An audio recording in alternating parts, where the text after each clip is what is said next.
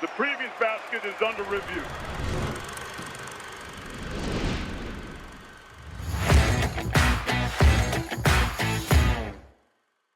Welcome back to Stats by Will and Jim, a college basketball podcast that focuses on the numbers. We are proudly under the Basket Under Review umbrella. Please check out the site and the Discord. We think it's the best college basketball community going on the internet. Just $10 a month gets you access to seemingly infinite written material coming out there on Basket Under Review. Really great written stuff from our entire staff, including Will Warren here on the podcast. I've also got that Discord where there's constant chatter about games, in-game type threads. There's, feedback on the first day. People are trying to figure out their takeaways from what happened in the initial game. There's betting chatter if that's what you're into in terms of what value we think is out there, where we think lines are going to go.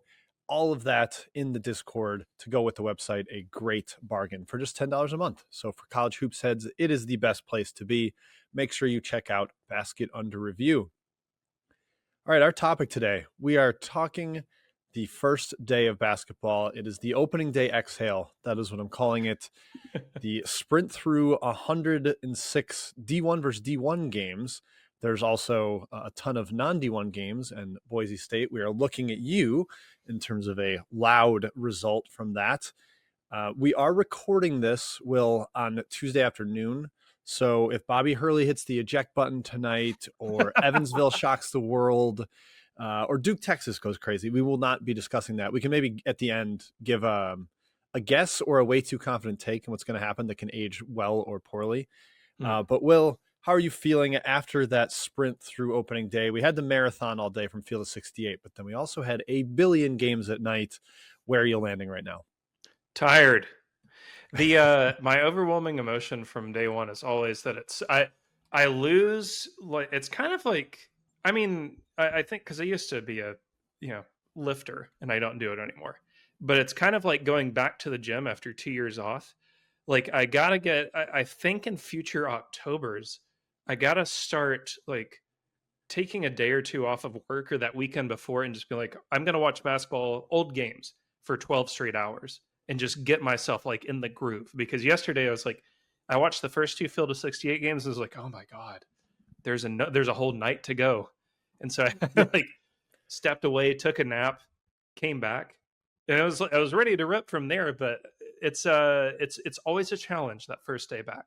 Yes, you have to condition yourself, and as a marathoner, I figured you'd be all over that, but I thought I would too. It sounds like I'm a loser. Yeah, well, they feed it to us through a fire baby. hose. Yeah, come on, let's grow up here. No, they feed it to us in such a massive portion on the first day, and I talked about this internally with my 3-man weave cohorts, Matt and Kai. How yes, there are Saturdays with that many games, 100 plus, but those are like spread out 11 a.m. to 11 p.m.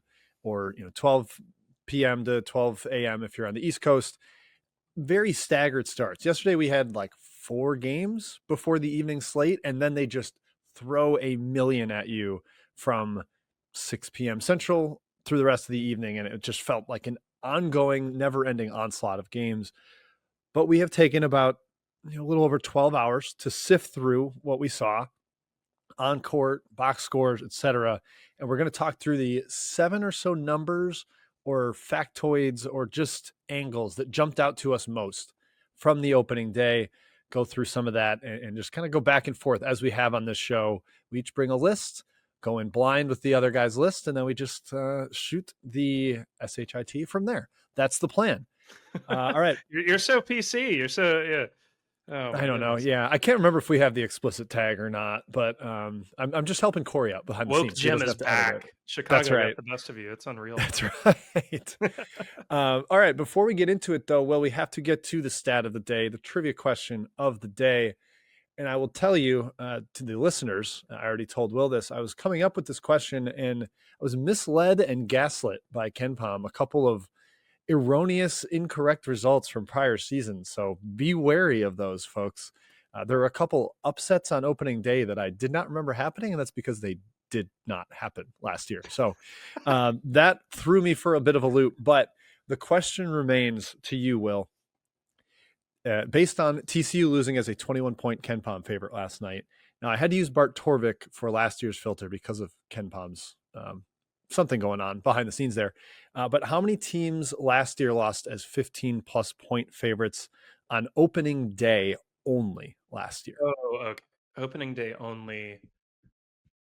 Oh man. One of them is more memorable. The other one I did not even recall that it would have been this.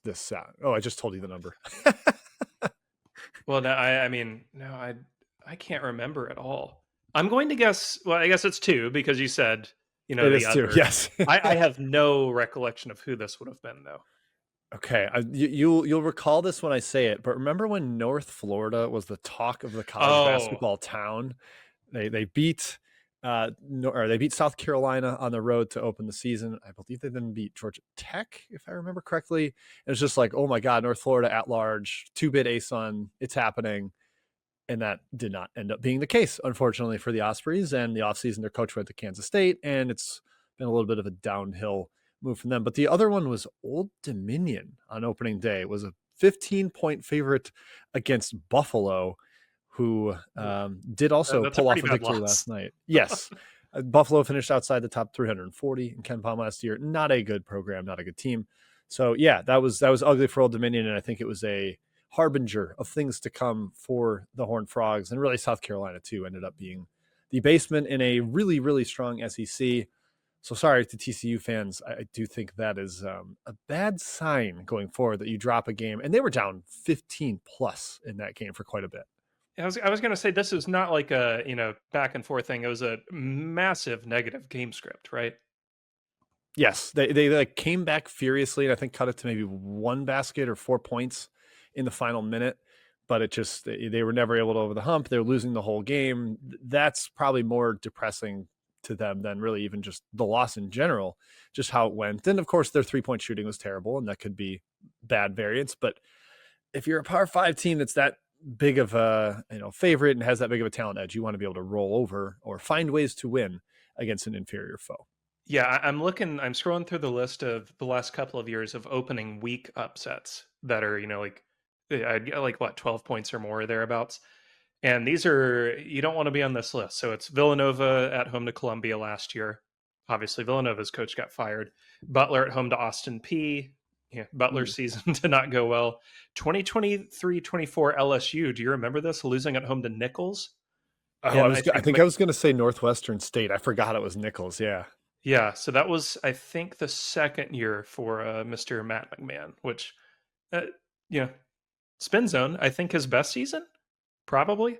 So maybe that's a tough. It wasn't good, but it was his best. I mean, like, yes. Hey. So I'm looking through these. Your very best case scenario is probably Michigan State losing at home to James Madison. But I think as the season went on, that JMU team revealed themselves to be, a lot better than we thought they were. So yeah, I don't anticipate that New Orleans is going to provide you the same bump. So, yeah, best of luck to TCU the rest of the way. Yeah, I don't anticipate New Orleans is a round of 32 team. I believe that was the James Madison makes the second round year. Yeah, so and a very lazy 12 seed that should have been like a 10.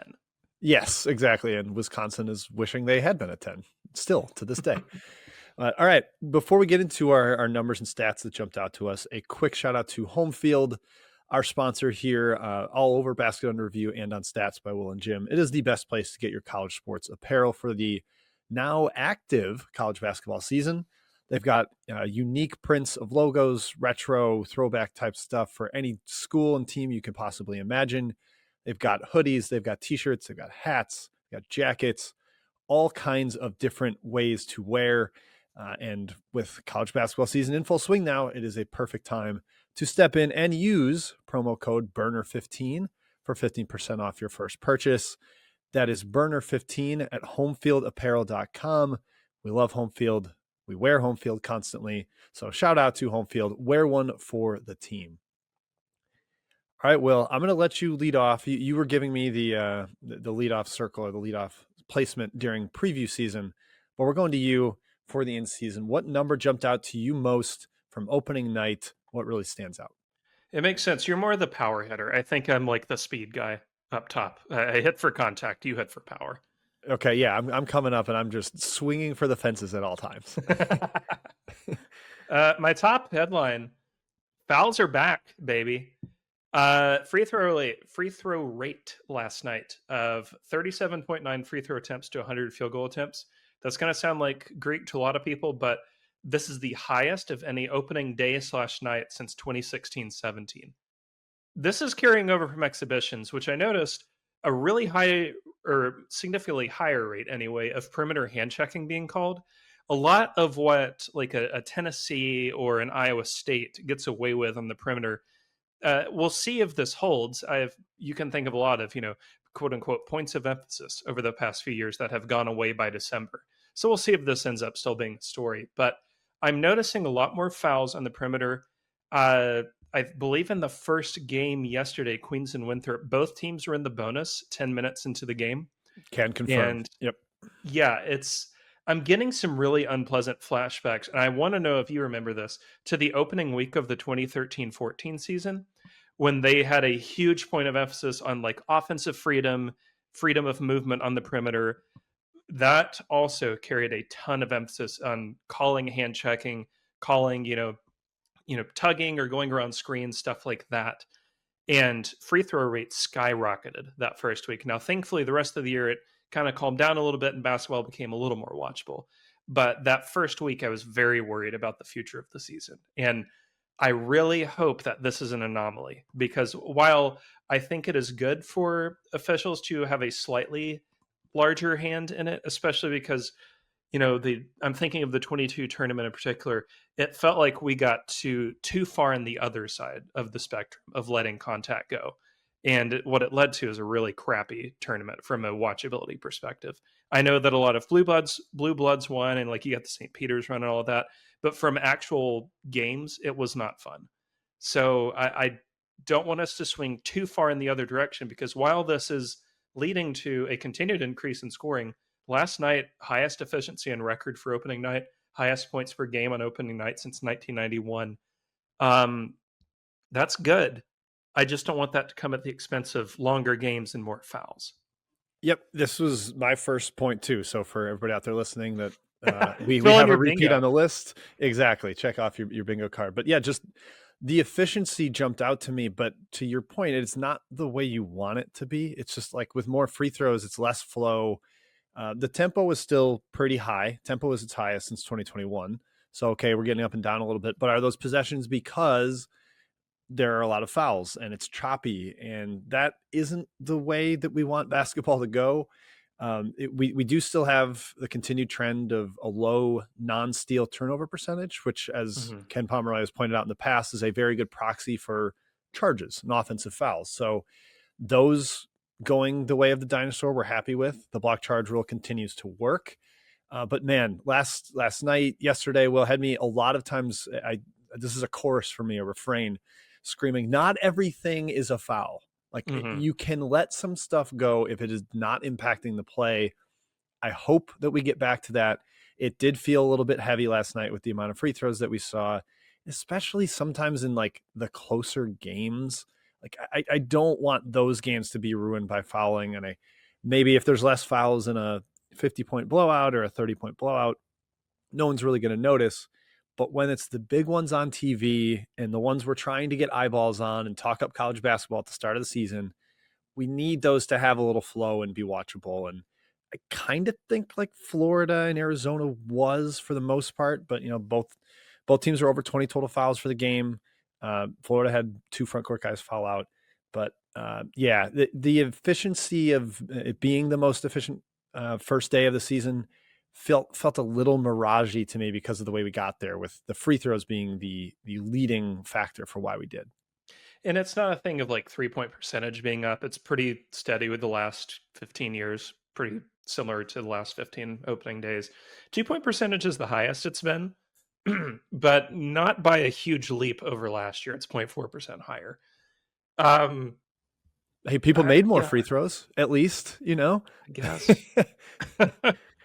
At least there's shots going in. If you're going to be at the line all the time, at least take advantage of the free points. Last night and yesterday, the opening day of the season. Sorry, we'll say instead of yesterday, I guess we'll refer to Monday because this will come out on Wednesday. But Yeah, free throw percentage was the first time over 70% on an opening day in Ken Palm's database. And back in 1997, it was 64% on opening day. So to be up to 71.3%, up 2% on last year, that's good. We like the skill development. That makes me happy, but I just don't want the quantity of those free throws to be super high. And that's kind of where we're at right now. I hope that does not continue all the way through the rest of the year. So we'll be keeping an eye on that here. We'll keep you posted. Probably next week we'll have an update on this, just because people will probably know at that point. If there's a lot of complaining in the Twitter sphere, it'll let you know. Yeah, I have a feeling this could be a future article if it keeps going. Yep. All right. Well, since that was also my first thought, or at least the discussing the efficiency of the opening day and offensive rebound being up a little bit, I want to just ask you quick, how much did you notice the continuation rule? Because I think I saw it one time in the Field of 68 marathon and then not that much, which I'm okay with. I don't want that to take over. I will say I saw this twice in the Tennessee Mercer game, which I obviously dual screened with Florida Arizona. Once in a Mercer one that was like, kind of. I can see the reasoning there, and then once in a Nate Ament drive to the basket. That was like, I'm not sure that would be continuation in the NBA. I think they're calling this just to call it. That one was frankly very funny. I kept waiting for them to come back and be like, no, they just made a mistake. This is 2 free throws. And they didn't. So I think we should remember that much like the players, the referees also might have first night jitters. They're working their way back into it. They do have the good side of having 100 game sample by year's end versus 30. But yeah, continuation, good in theory. I have a bad feeling that this first week or two is going to lead to some really egregious calls. Yes. And so the message is to players and coaches, if you want to tell your players, no matter when you feel a bump or a hack, go lay it in, because you might get the 2 points for it. And that could be a major difference in the game. All right, I'll go to you now, Will, for your second number from opening day on Monday. What jumped out to you most? I can't wait for us to have the same number 2 as well. Mine here, Florida, 42 points allowed at the rim. 21 of 31 hit rate for Arizona.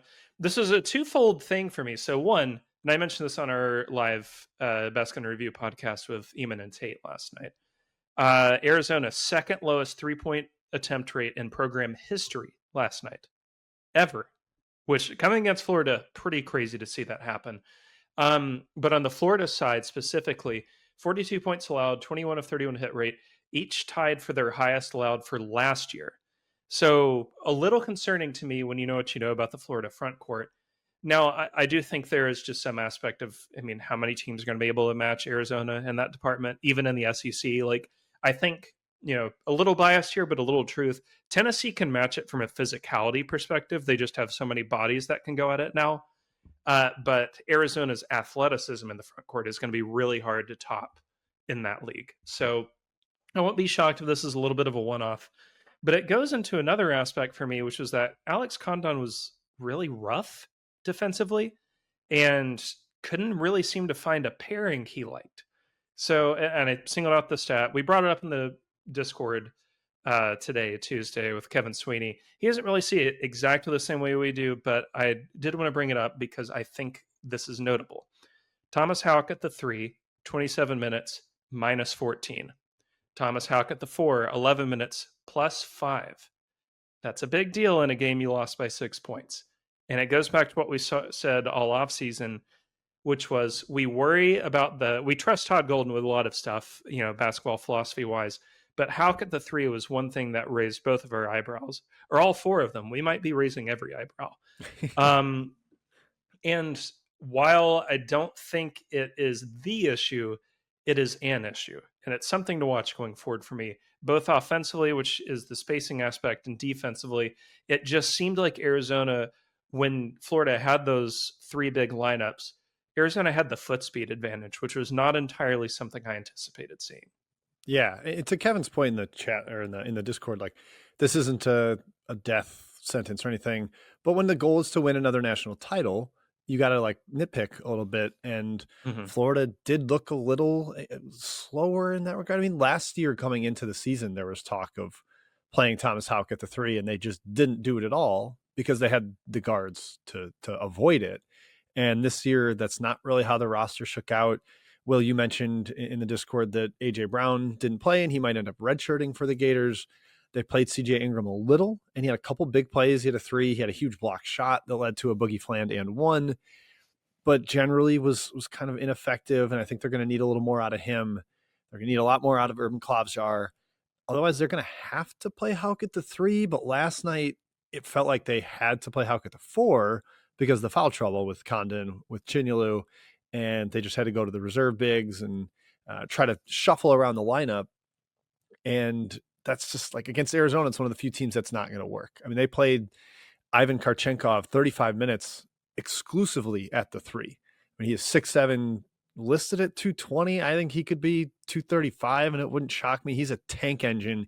He had a double-double, and you're playing that next to Koa Pete and Krivas and Tobe Awaka. And, man, maybe it is a little more about Arizona and what they were able to do. And not to say we had the same stat, Will, but my number here for this game was 5, and that's the number of threes that Arizona took. You mentioned the low 3-point rate compared to program history. I mean, under Tommy Lloyd, last year the fewest threes they took in the game was 13. Previous year was 13. The year before that was 13. And to take 5 in an 82 possession game against the best front court in the country, or ostensibly the best front court in the country, that was kind of the talk of the Gators coming into the game. It just tells you where Arizona thought they had an advantage and where they really did end up having an advantage. And the offset is they took 38 free throws, which was they only did twice last year at Wisconsin and versus Arizona State. Did they take that many? So it just, I think it was indicative of how good and strong and physical and athletic that Arizona front court is. And just Jaden Bradley was electric too. Getting downhill against that backcourt defense of Florida. Xavier Lee and Boogie Fland are not Elijah Martin. They're not going to be able to put a cap on somebody at the point of attack that way. And I think it showed up really big last night because Arizona just didn't feel like they had to take jumpers because they knew they could get downhill. Yeah, and, I do think this is not a stat, but I do want to point this out. Let's tip the cap to Florida for scheduling this game. This would be really easy to, and I'm just looking at the last 3 champions here. So UConn twice, then Kansas. So Kansas, 2023, first game, Nebraska, Omaha, 300s ranked team. I believe UConn, Sacred Heart last year, and Northern Arizona the year before. All 3 of those, like 250th or worse. It'd be very easy to do one of those, like schedule, like a New Hampshire or a Manhattan or whatever. Like, I don't know, some program that Todd Golden has a relationship to. I have no idea. And just use that as your night to, raise the banner, commemorate the team, get the team like off to a 1-0 start, 30-point win, whatever. And, go from there. It would be so easy to do that. And I really do appreciate Florida breaking the mold here. And I know it ended in a loss, but it's not a loss that's going to age poorly. Arizona is going to be very good this year. And it's one of those that, I mean, it's just cool to see a team that was not afraid to be 0-1 after winning a title. I don't like that's happened ever.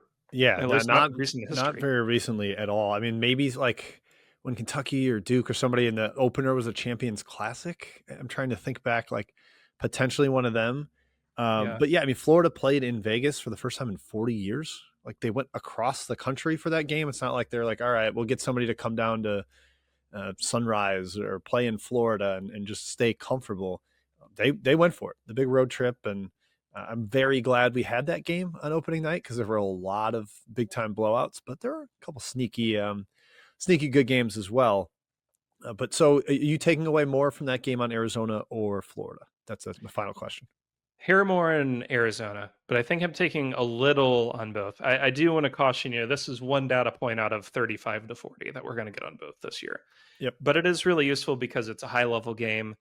I think that we saw a little bit of Florida's upside limitation, and we saw more of Arizona's upside than their limitations. I'm just going to declare like the perimeter shooting a total incomplete. I have no idea what that is. Yeah. I mean, 2 for 5, that's learning less than nothing. Yep. I didn't learn a single thing about. Now, I will say, I know they're a 40% 3-point shooting team going forward. I learned that. Yeah. I learned about Pete, and I learned that Jaden Bradley significantly better finisher than I remembered. Yeah, So hat tip to him. he was awesome around the rim, just creative and knew how to draw contact, and that was huge. I also wanted to point out, I think Matt Norlander quote tweeted this, said something, but ESPN's Myron Metcalf, 12 hours into the season, we had our first, this feels like an Elite Eight game declaration, which was really What, good to Queens get out of the Winthrop way. wasn't for you? I feel like that's at Nah, least a first 4 game. yeah, exactly. That one can be on True TV with Spiro Ditas on Tuesday night. But True TV, they've got the Impractical Jokers calling the game. exactly, let's get them in the booth. It's like when Dennis We Miller have did all Monday these Night alt. Football. Look, we've got 5 million alt casts. We've got like streams in European soccer. They have like all these streams. There's like fans watching the game. You don't even see the game. You just watch them and you see the box score in the corner. We can surely get the Impractical Jokers to do that. Whatever Yeah. 2 aren't canceled yet, let's have them do it. Yeah, I don't think they're that busy. They're just filming more episodes of Impractical Jokers. So I think They call in like a third and a fourth. Like Eric Andre was in a recent season. I would love to hear Eric Andre's thoughts on college basketball. that'd be delightful. It'd be delightful. All right, well, I'm going to hog the mic because we kind of crossed over there, and maybe I'll be the first one to bring something up from this game. But my next number after 5 was my number there for 3-point attempts. For my third number here is 4, and that is the number of turnovers that BYU had against Villanova. They also had 12 offensive rebounds, and they still only scored 1.04 points per possession. That's a little bit alarming to me. This is one where I'm more concerned about BYU, I think, than I was before the game. Debansa and Rob Wright went 13 for 30 on twos. You add in Saunders, 16 of 39. That's your big 3 guys. They didn't take that many mid-range jumpers per CBB Analytics. 35 of their twos as a team were at the rim versus 14 in the mid-range of the paint. So that's a great ratio, but they didn't finish that well. Nova had 1 block shot. They don't have a ton of like massive size around the rim. I just think this is going to be a little bit of a concern for BYU, where the offense might not flow as well with Wright and with Debansa kind of wanting to get theirs and just not getting quite the level and quality of shot. And I know they won and they were up by, a few points. They were up at 10 at halftime and they win by 5. But is there a chance this offense is not as good as last year, despite bringing in the potential number 1 pick in the country? Definitely a chance, just because they were on such a heater to end last year, and it's going to be hard to replicate that. I do want to caution. I'll preface before I speak here. I didn't get to see much of the game. I do want to go back and watch their rim attempt specifically to see if this is like a finishing through contact issue, or if it's just like goofs on more or less uncontested layups, like you just missed them. So we'll see on that. I was concerned by the 18 for 36 at the rim. I mean, it's great that they got 36 attempts down there, but neither you nor I really think much of Nova's rim protection this year. I think Duke Brennan's not bad. He's a body. He can stand there and do his job, but it's not like we're not talking about like a Jojo Tugler or Felix Okpara situation here. He's fine. BYU is going to play. He's verticality. Yeah. That's what he brings. He's not going to swat you. Like it or not, BYU is going to play several significantly stronger teams in Big 12 play alone at the rim. I'm really concerned by the fact that they got out rebounded pretty heavily, offensive, and not just pure rebound margin, but offensive rebound percentage wise, pretty serious beatdown in Villanova's favor, and just in pure counting margin, 17-12.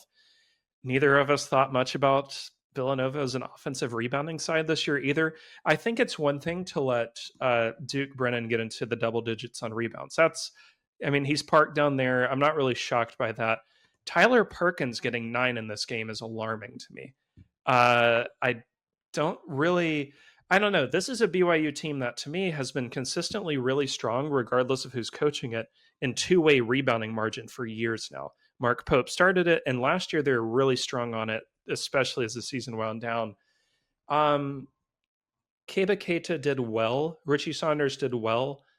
I am concerned about the rest. I want to see, and I'm sure that Kevin Young's going to go over this tape and really preach to the guys like, you want to win games, big games, you got to own the boards like we have in years past. I've got to see that going forward, because this was, you don't want to overreact to one sample size, but against a Villanova team that we thought they had a pretty serious physical and athletic advantage over, it didn't feel like that watching the game. Yeah, it's got to be by committee a little bit too. The bigs sort of did their job, as you alluded to, but in 80 combined minutes from Rob Wright, Kennard Davis, and Dawson Baker. That's basically your 1 and 2 spots. There's your 80 minutes. They had 5 combined rebounds, and that's not enough in a game where there are a lot of rebounds to be had. Both teams were over 40 rebounds. Like, you want a little bit more from your guards. You want them trying to keep Villanova off the glass, because that was part of how the Wildcats subsisted in this game. They didn't shoot it well from the free throw line or from the 3-point line, and I know BYU didn't either. But that's how Villanova hung around, and that should have been major advantage BYU, and it did not feel that way, to your point. Like, early, I was like, man, BYU's big. They got a lot of size and athleticism, but it never felt like they were able to lean on Nova and control that aspect of the game, where like a football rushing attack that the offensive line just eventually kind of takes over in the fourth quarter. And that was not the case, because, to your point, Villanova had a higher rebounding rate on both ends of the floor. And the other thing that does, I don't know that this is going to last, but I was a little worried about this with this becoming so Sabanta-centric. 10 assists on 28 and 26 made baskets. I don't think that can't stay. Yeah, that's just not really. That's not BYU basketball. No, not at all. Last year they were 32nd in the country in assist rate, and it did not have that sense last night. And Willard's teams can kind of do that, force you to be a little ISO. They'll switch a lot and force you to attack mismatches. But something to monitor for BYU for sure. I will note that I won't be concerned if this holds against UConn. I will be concerned if this holds like these same trends against Wisconsin. I don't really love their rim protection, and Wisconsin is not really ever aggressive perimeter defense that forces one-on-one basketball. Yep. If they're still at like that 10 for 26 thing there, let's raise the red flags. Yeah, Wisconsin, another team too that's more verticality than shot blocking at the rim. So if BYU can't finish at the rim, that'll tell you something. Okay, Will, number 3, your third stat from opening day on Monday.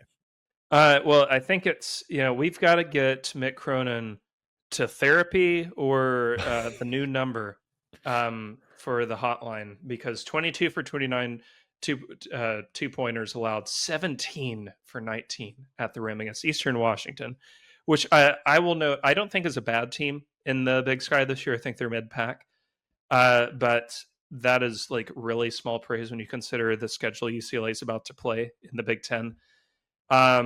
We were wondering what it might look like with rim protection this year. Like Xavier Booker, I do generally like. I think he's a bit underrated. But it is really funny. And I should have clocked this earlier. Him going from Tom Izzo to Mick Cronin, two guys who just like will not tolerate stuff like this. Not good, man. And going back and watching some of the game this morning, I was shocked at the lack of attention to detail on cuts to the basket through the post. UCLA, I don't recall, and maybe I'm just an idiot. Usually I am, but doubling the post a bit more than I remembered, doubling an ISO a little more than I remembered, kind of scrambling and just a little more harried than I'm used to from a Mick Cronin defense. Like, Eastern Washington shouldn't put UCLA in scramble situations that often. Yeah. And it felt like it happened a lot. Is that a subtle admission from Cronin that I don't have the same kind of defensive personnel as I've had in the past? I don't have Kobe Johnson just erasing things. I don't have Ade Mata at the rim. I wonder if that is like, all right, we've kind of got to make sure we have this in our bag to play this way, because we just don't have the individual defenders. And obviously the post-game presser was all time. It's great. He fired himself and he kicked all his players off the team. He did. He said he should be fired. I don't know if you heard it, but yes, so good. A nice 9.4 out of 10 to start the year from Mick. Exactly. We love to see it. The one last note I'll mention is with Eastern Washington, their best player was lost for the season, like 2 weeks before the season started. Yeah. Andrew Cook, leading scorer last year, back for an extra year because of the NAIA rule. Shot 59% inside the arc as a driving guard. You remove that from the roster and they still shoot 76% from 2 against UCLA. That is kind of a red flag for not only like just a Big Ten team and UCLA in general, but like Mick Cronin. That is the identity, the heartbeat of his defenses, is just controlling the rim, controlling the physicality of the game. And UCLA did not do that last night whatsoever, or 2 nights. Third worst today as we record in 2-point percentage allowed. The other 4 teams here with them: North Carolina Central, Cal State, Bakersfield, Canisius, I never remember, and Yes. the artist formerly known as IUPUI, now IUND. 4 of those played by games. Yes. The fifth is UCLA. Well, So UCLA played a buy game too. They just were the yeah, buyer. it was a near epitome of brutality for them. Yes. Yeah. And that you don't want to see that be the case. And they've got Pepperdine and West Georgia coming up. It better be cleaned up because you know who's after that?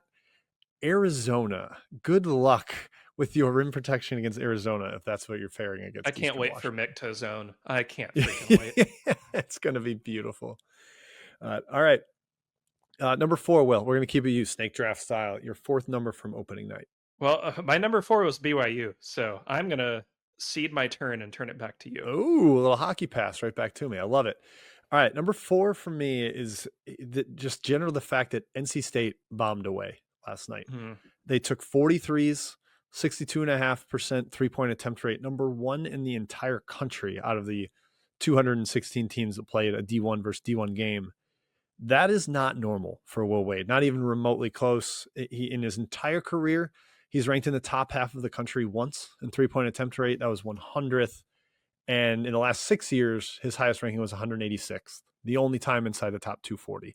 Like, this is not a coach that wants to live and die by the 3. And yes, they were making a lot of them. I believe they made 19 last night. But I'm curious if this becomes a little bit more of an offensive trend with Paul McNeil, with Matt Abel. Darian Williams can step out. Trey Holloman can shoot it. Arsenault barely played last night because of foul trouble and an injury, but he can shoot it. Is this going to be a trend where NC State becomes a little more perimeter oriented? And if so, does that kind of raise their ceiling? Do I like that? I'm at least intrigued by it, Will, because it is such a outside of the ordinary move for Will Wade to do that. Not only that, but for NC State as a whole. So this is their 3rd highest 3-point attempt rate. Would you like to guess the year in which they were higher? Ooh, that's a great question. Was it, I guess probably wasn't Kevin Key. It feels like a Herb Sendek, Engin Atzer team or something. You have Herb Sendek correct and Engin Atzer. It is 2004. Yes, all right. So 3 seed NC State, led by Julius Hodge, of course, Marcus Melvin, etc. Shout out to Scooter Sherrill, who I've not thought about in a long time. Man, we should put him in the episode description and see if his Google alert goes off. I would love that for him. But yeah, those Sendek teams are fun, man. Invert the floor, Princeton style, like all kinds of skill over the court. But yeah, that's very irregular for NC State. And I think and Wade in general, I mean, like this is also irregular based on the one exhibition we got. So against South Carolina, 19 of their 57 shots were from 3. So that's a pretty standard rate for him. He's generally been around like 33 to 37 since they moved the 3-point line back. So I would be shocked if they let it this year. But this is a roster where the guards are a little better offensively than the front court. So I wouldn't be shocked if this settles in at like 40, which is still pretty high for Will. Yeah, very much so. And like, look, they did everything right offensively. They shot 75% from 2. They out rebounded NC Central 40 to 24. They only had 9 turnovers. So it wasn't just the 3s, and maybe it was just as simple as they got whatever shot they wanted, and these were the ones that were open early. But it is still something to monitor, I think, for them, because it could dictate a little bit like the floor and the ceiling, both for the year and on any given night. If they're taking more 3s, you could get slightly more erratic outcomes. 2 great stats from this I really like. One, they led by 56 with 8 minutes left. And so it could have been worse. Somehow, like, not the biggest lead by an ACC team in a bye game last night, because I think Louisville was up 61. Yeah. So, I mean, it could have been way worse. And 2, 3 separate runs as listed on KenPom, 18 to 3 in the first half, 12 to 2 in the first half, and an immaculate 28 to 2 run spanning 6 minutes in the second half.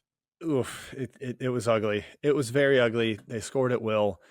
But an encouraging sign when your coach is known for his like defensive like creativity and switchability, and you come out and score 1.5 points per possession in the opening game, it's looking solid for the Will Wade era in Raleigh.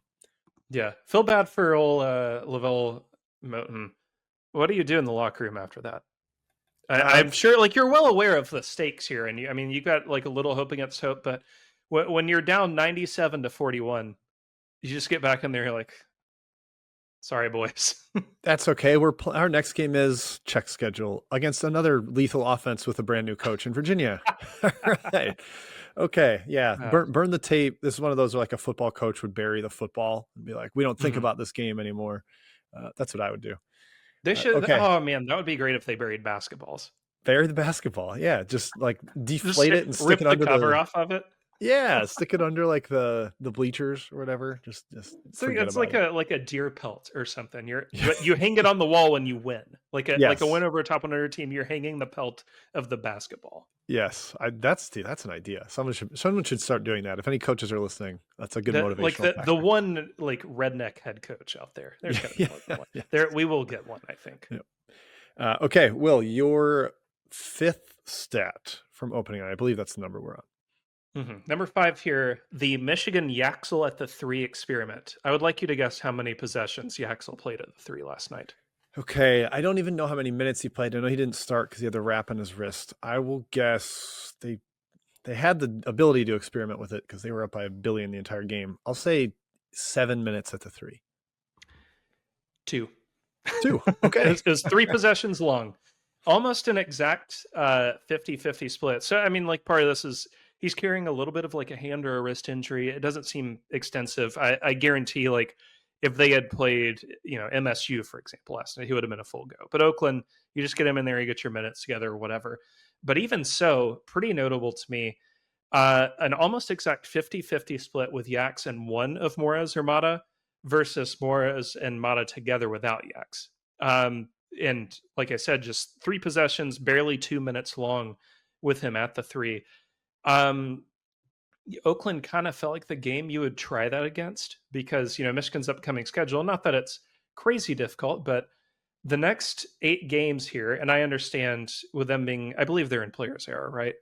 Yes, I think so. So they're going to have but even so, like the 3rd game there is going to be against somebody good. So these are their next 8 scheduled games. Wake, TCU, MTSU, San Diego State, Auburn, Rutgers, Villanova, Maryland. Not a tough opponent among those 8. Even MTSU is going to be pretty scrappy in their league. So, I mean, if you were going to experiment with that and try it, last night felt like the night. And injury concerns notwithstanding, kind of seems like they might not do it. Yeah, maybe it's a little like we mentioned with Florida last year. Like we're going to play Tommy Hawk at the 3, and it didn't end up happening. And they've obviously got a heck of a front court rotation. Mata, Morez, Johnson, Will Cheddar played fairly well in his limited minutes last night, but it might not be the best outcome for that team. And Will, I'll be honest, I had a stat from Michigan for this game that was a standout. So it's not a total crossover, not the identical one, but my stat here was 29-8. Which is their assist to turnover ratio, which I thought really jumped out for how poor Michigan was at taking care of the ball last year. 324th in turnover rate, a lot of like high risk, high reward type passes. I know last night was against an Oakland zone that entire roster is still learning it, and Campy always talks about the beginning of the year like, we're still kind of figuring out the rotations. We're guessing at it a little bit, but the playmaking was sublime. Just no turnovers. But even comparing to last year, they beat Cleveland State by 48 on opening night, but they had a 25-22 assist to turnover ratio. Like the degree in difference from that this year, taking care of the ball. Elliot Cadeau had a 12-1 assist to turnover ratio last night. It looked like what Dusty May probably envisioned as his nirvana. Like, what if I have all these passers, all these dunkers, just enough shooting, and they made shots last night. My God, did they make shots? But it was about as good as this offense can look. They only had 6 offensive rebounds, but it was actually kind of an okay rate because they didn't miss that many shots. So it wasn't even a problem. Highly, highly efficient. And I think part of it is because they've got slightly better passers and playmakers this year. Their shot volume should take a huge positive bounce because of that. I do think like if you're Dusty, you probably look at Danny Wolf and you're happy he played for you. He was great. I mean, got an NBA career out of it. But on the other hand, you're kind of like, I am thankful that I don't have to basically relive the Rex Grossman experience every night, where every single pass could be amazing or awful, and I really don't know which it's going to be. Yes, just the high upside, high risk, high reward. God, last year, I mean, that was almost like I feel like that was always the Andre Curbelo effect of like, oh, is this pass going to go through? Is it going to work or is it not? I'm trying to look up really quick how much Yax and Elliot Cadeau played together, and it was 14 minutes. Played really well. Mhm. A great net rating, low sub 10% turnover rate. So I think there was concern about how can those guys play together if they're going to play through Yax. Does that make Cadeau's playmaking superfluous? And that was not the case last night. And again, it was against the zone, and Oakland is figuring things out on that end to be nice, but I still think it was a promising sign for that combo. Yeah. All right, so that is 5 of my 7. Will, I'll go to you for number 6. I've got 6, or no, sorry, I've got 5 for number 6. 5 They're for all the 6. same All game. right. They're all the same game. I have to up my list here, but anyway, my beloved IU Indy, artist formerly known as IUPUI, which I love to refer as Ooey Pooey, but we can't do that anymore Ooey, Indy. because of woke. um, Look, you need a team to track this year. This is your squad. So they hired Ben Hallett from West Liberty. I just want to read off some numbers from last night's game with Ohio State. I know this is a little bit of a confluence game of, full metal jacket team playing an opponent that's like pretty well equipped to beat it and give into it. But 220 combined points, third most in a regulation game over the last 7 seasons. Third time in the last 7 seasons for a D1 versus D1 game where both teams topped 100 and made 25 or more twos. So final score here 118 to 102. Fastest game of any opening night in 3 years at 86 possessions. Second fastest game in Ohio State history and the fastest in IU Indy history. Second most points in Ohio State history, fourth most in IU Indy history. God, that was beautiful. I mean, it's beautiful. This is so we had, ball knowers of, our variety had known about West Liberty for a few years because the D2 scoring charts would always have them at the top in points per game. And I believe last year or the year before, they're at, I think, 101 points a night, which is just like, that's something you can't comprehend in Division I college basketball. We haven't had anybody go above 91, I believe, since 2009. And that was, I mean, the one that hit 91 was Gonzaga in the COVID year. So you could even argue like that's inflated a bit because they played 10 fewer games than an average team would. Yep. So, I mean, outside of VMI in the 2000s, nobody has really brought this style to D1 since like Loyola Marymount in the late 80s, early 90s, or even Oklahoma during that same time period. This IU Indy team is obviously going to be very imperfect.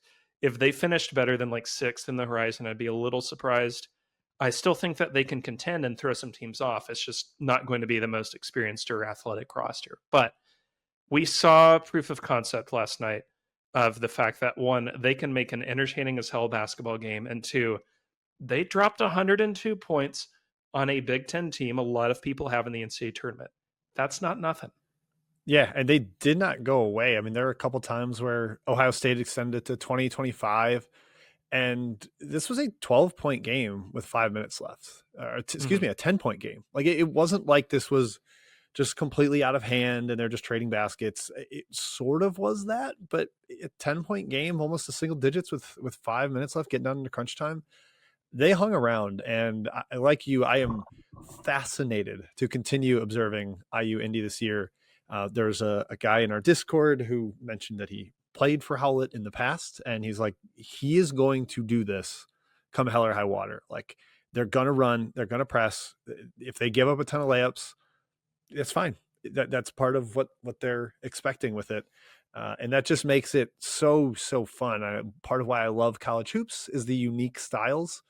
It's not homogenous like the NBA kind of gets to be. And you've got a team that can play like this. And you've got, the last two years we've had notable. Ben McCollum comes up and plays the slowest tempo in all Division I. And it seems like a decent bet that IU Indy will play the fastest tempo in all Division I. And both of those guys came from like national title winning Division II programs. And that is a treat and a treasure that I love that we have in college hoops. Yeah, it's I'm just looking really quickly here at Ken Palm. Last team to go over 80 possessions a night, 2017-18 Savannah State, who isn't even D1 anymore. Yeah, So I remember their coach called it Tiger Tempo, and it was like because they were going to go down out of Division One. He's like, we're just going to say F it this year and go for yeah, it. and this is a team that's trying to win games. IUND. I mean, is it bad that they gave up 81% on twos and barely got more offensive rebounds than defensive? Yeah, yeah. Probably not great there, but like that's just the risk you run. It's still going to be a lot of fun. And again, to me, highly impressed by 1.19 points per possession against Ohio State. I know that like defensively, we both think Ohio State's going to be pretty rough, but that's like scaling up from Horizon rough to Big Ten rough. That's still a big gap. So to carry it over that well is really impressive, and to shoot 68% on twos. So I've got my eye on these guys. I get to see them in person on Saturday at Butler, and uh, really, really freaking looking forward to it because I think just about any game they play could end with both teams scoring 100. Yep, and that's an absolute treat. It really serendipitous scheduling for you there that you're there for the marathon and you get to go see this complete fascinating basketball experiment in person. Yeah, I am looking like this kind of feels like a fun roadshow to attend through the year. I do. I am really looking.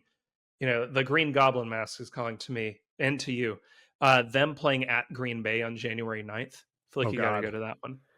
I Seeing gotta. Gottlieb's head explode as he Yeah, allows 124 would be pretty fun.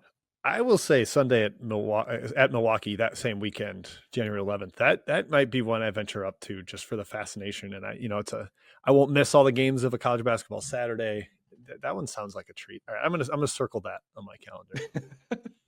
All right, my second to last stat here, Will, is 1.33, and that is just simply the points per possession that High Point scored against a very Mm. established SoCon Power and Furman.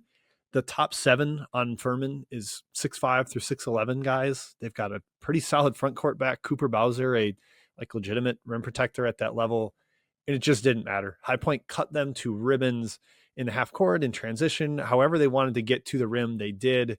Rob Martin is fantastic on the ball.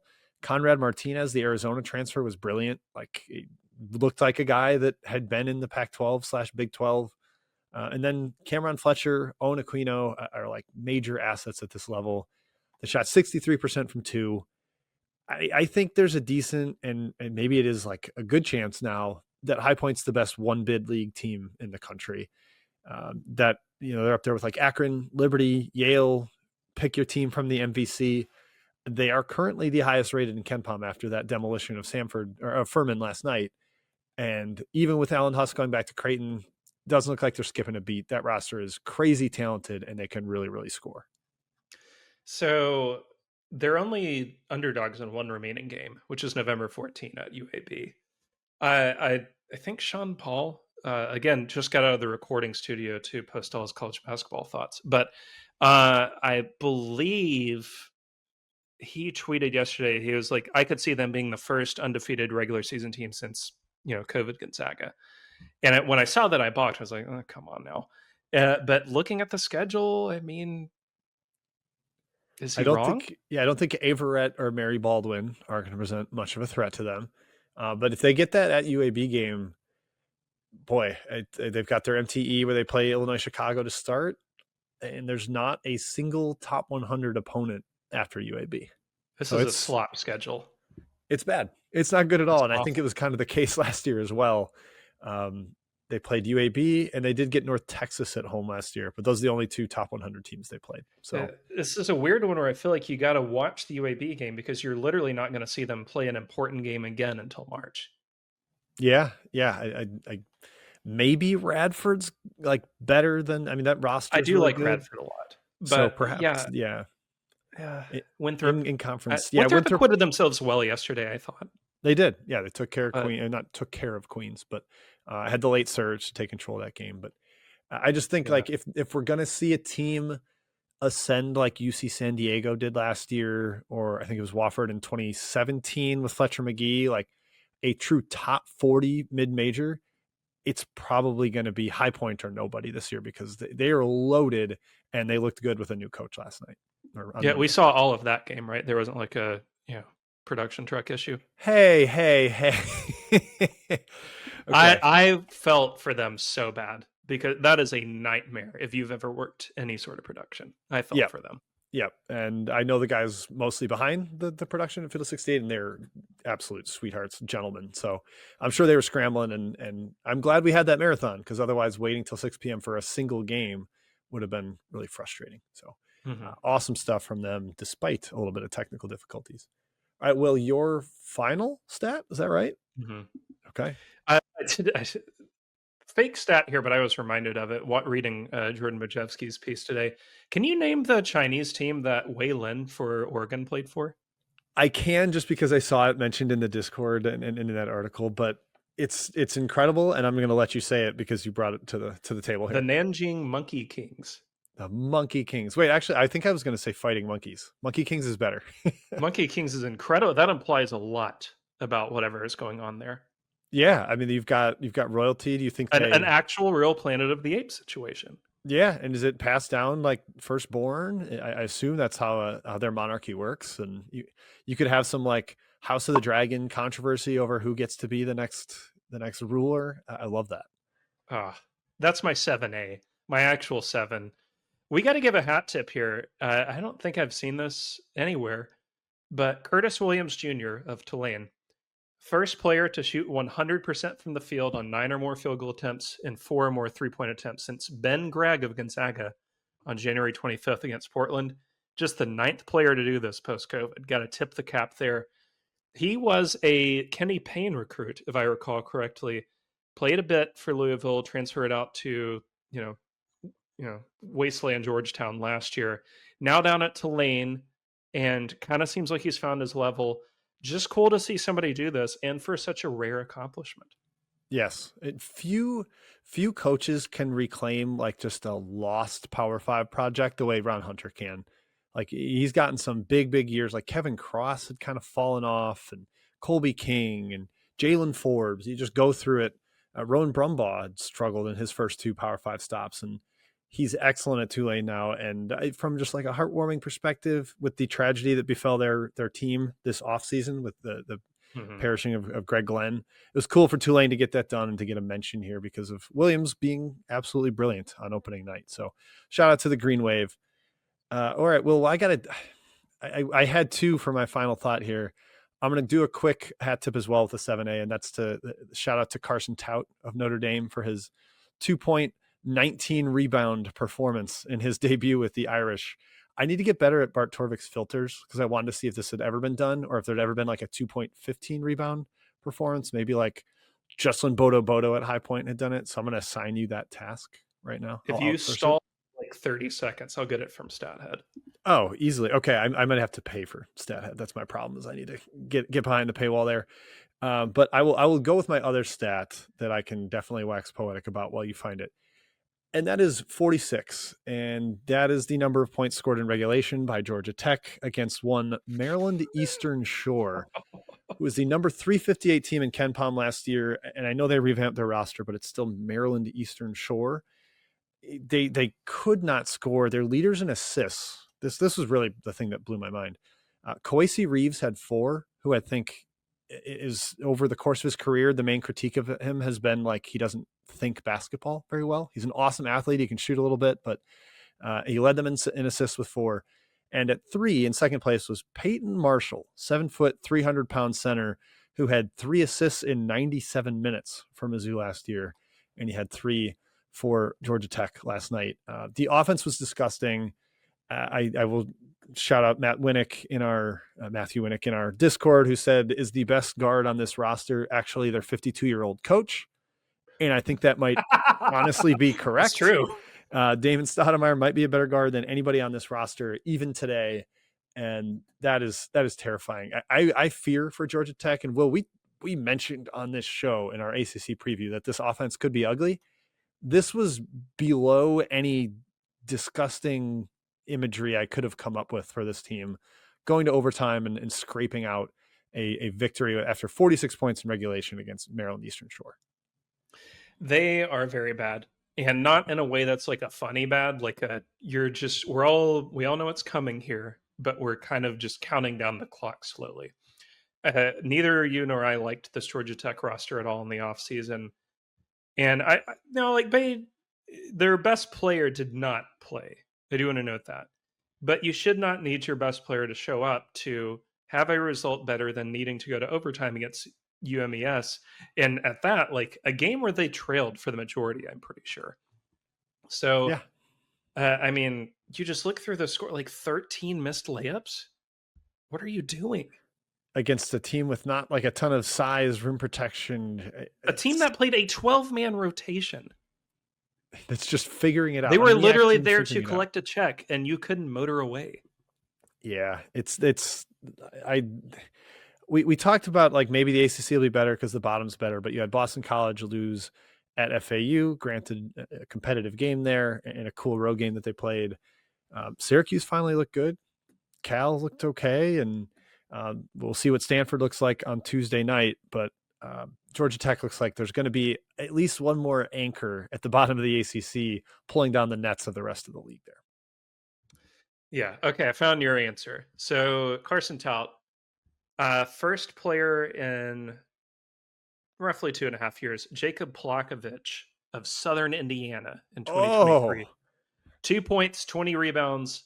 And so my stat here, what I was looking for was 2 points or fewer, 19 or more rebounds, 5 or fewer field goal attempts. So he had 2, 20, and 5 shots. Wow. Okay. So I only actually thought 6 this would have guys never have been ever done. done this. Okay. Amazing. The only one on here I think anybody would know. So Joey Dorsey did it with Memphis in their title runner-up season. He had 219 on 4 attempts. He didn't make a single shot. He made 2 free throws against Tulsa in a 56-41 win. Oh God! Of course, that was the score. Not even 100 combined points. I will say my colleague Matt Cox refers to these kind of bigs that don't shoot but do everything garbage man wise as know your role all stars. And there's no better knowing your role than scoring 2 points while grabbing 20 rebounds. I respect the hell out of these type of players. I tip my cap to them. That is really impressive. This is the Steely Dan dirty work player of the night. Yes, or Norm Macdonald dirty work. That's a like 72-minute film that I watch like once a year. Great movie. Shout out Norm. R.I.P. Norm. Rest in peace. Okay, that's it. Will, do you have anything else to add? Any random stat nuggets you wanted to throw on here from Monday's opening night? I think we covered it all. I do want to give a shout out to Boise managing to lose to a Q5, which I didn't think was possible, but that's a really ugly start to the season. Now it will. I was wrong last night. It will show up on the resume. Now it's in a different section than the usual, and I think people who, if you're watching this podcast, you probably know what we're talking about. But the standard team sheets that have Q1, Q2, Q3, Q4, it will have it up in like a corner over here where it says non D1 games. This is the result. Now it won't necessarily be used in evaluation, but for one, if you lose to a D2, especially not a very good one, Hawaii Pacific was 15-15 last year in a pretty average D2 conference. You do that, you're probably not an at-large team anyway. But the other thing is, if you get to March and you're on the bubble, I do think, for better or for worse, that's going to come up. Like it doesn't matter who was out or who wasn't. And as far as I know, everybody that was available played for them. To lose that game that's a real bad start. Yeah, I think it absolutely should factor in. Like, you don't get to dodge it just because you lost to a team that's not Division I and not factored into the net. I'm glad it is on the team sheet. As NCAA media director or media contact David Warlock tweeted, like, confirming, yes, this will be on there. It's not going into the numbers, but the people reviewing Boise State's case on Selection Sunday and the days prior would know about this. And I think it should matter. You can't lose to this team. And I mentioned in the Discord, but Massey, his all division rankings last year, he ranks like junior college and Division II and Division III, and just using as many like crossover games as he can to try to come up with an all division ranking. The only Division I team that Hawaii Pacific was better than was Mississippi Valley State. They were 542nd in the all division rankings. Arkansas Pine Bluff was like 520th, and they're the second worst Division I team. So maybe that they weren't quite that bad because there's just not enough data, but it just tells you this is like a complete panic. Oh my God, are we this bad type of loss? So yikes, So, Boise. Certified not good. It would be really bad if one of the hosts had ranked them second in the Mountain West. Thank God that didn't happen. Oof, no, that would never happen. All right, let's get out of here before people realize we're kidding, and that actually did happen. Thank you to Trilly Donovan for giving us the opportunity for the show here at Basket Under Review. Thank you to Corey Aldis for production behind the scenes, to Sam Freyer for our graphics. That's it. I hope people enjoyed opening night and Tuesday. Oh, Will, who won the Duke game? Tell the people who won the Duke game, even though we haven't seen it. Duke won it by 12. Duke won it by 12. Yeah, that happened. Unfortunately for my agendas, Oregon won by like 19 over Hawaii. Hawaii not doubling the post. Crazy thing that happened. Lindenwood only lost by 24 to Texas Tech. Wow, they hung around. There's a little bit of a panic about that on Twitter when Texas Tech only led by 10 with 14 minutes left. Yeah, you heard it here second, folks. You watched it last night, but now you're hearing it from us. Duke managing to avoid the close game execution type of stuff that they struggled with last year, per the reports of Mr. Will Warren. All right, thank you everybody for tuning in. This was Stats by Will and Jim. We'll be back next week, kind of going through the week that was, just this same format, talking numbers that jumped out to us. So we'll catch you again next week. Enjoy the rest of the week of hoops. Cheers.